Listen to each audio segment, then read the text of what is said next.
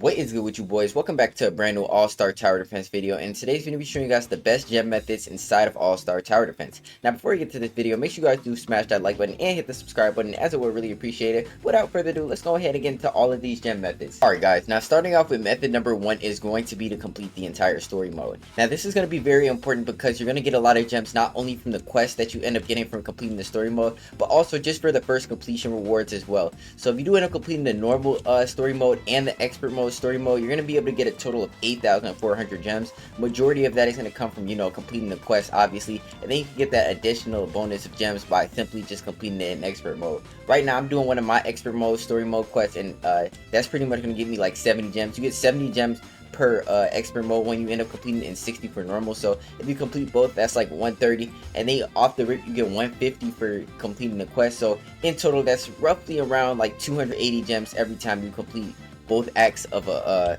story mode, you know what I'm saying? And that's definitely going to be the first thing you're going to want to end up doing for gems. It's not really too difficult or too crazy, but that's definitely a good starter bonus, and that's what I would recommend doing if you haven't like done that yet. Make that the first thing you do. Complete the whole story mode for just the starter bonus of gems. Now moving on to method number 2 is going to be to complete all of your quests. Now as you guys can see, there's a bunch of quests, but they're very easy to end up completing, and you're going to get a bunch of gems. So firstly it's going to be the daily quest. You're going to probably get around 1,000-ish, 1,500-ish gems just from completing your gems per day, you know what I'm saying? And yeah, as you guys can see, you guys do look over in the rewards. It's a ton of rewards, and they have like multiple tiers of them, and you're gonna get a bunch of gems. So yeah, you could get anywhere from like 1,000-ish, 1,500, somewhere around there. That's how many gems you get per day if you complete all your daily quests.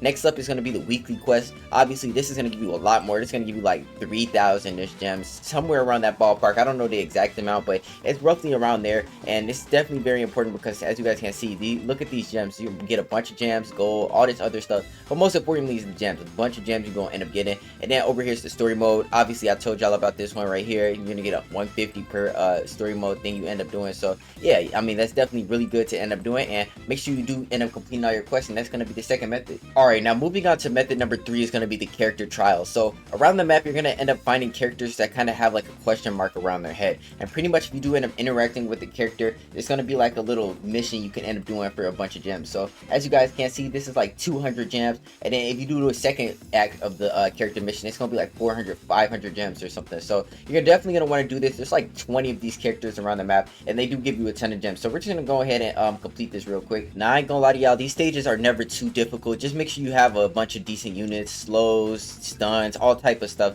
just so this is actually possible, because I ain't gonna lie, these units definitely do stun like crazy. And yeah, we're just gonna go ahead and sell all of our units right here and just replace them down here, just because they keep killing all of our people, or not killing, making our people disappear, you know what I'm saying? So yeah, I mean, it ain't never too bad though, I ain't gonna lie. We're gonna just evo or put our Ukiori to his ability, and yeah, hopefully we can get it right here.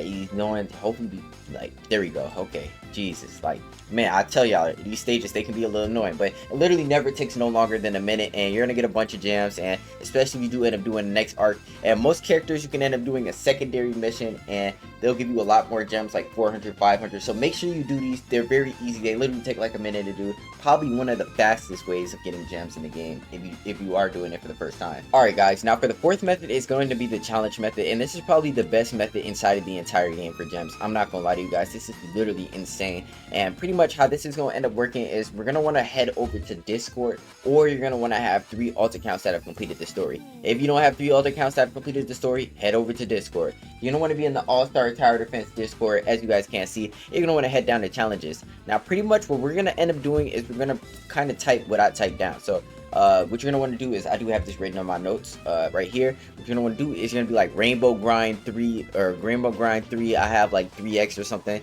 and pretty much you're going to be saying looking for leechers, and what that's going to end up doing is bringing people in your game. Now you have to carry them, but once you end up carrying the people, you're going to get MVP, okay? And if that makes any sense, that's pretty much going to be like the MVP, and you're gonna get double the amount of rewards you would get if you get MVP. So yeah, you're gonna be like looking for leechers, do this, put this in the Discord, as you guys can end up seeing. I put this in here. I put like Rainbow 3 grind. I have 3 eggs looking for leechers, and then I put the link right there.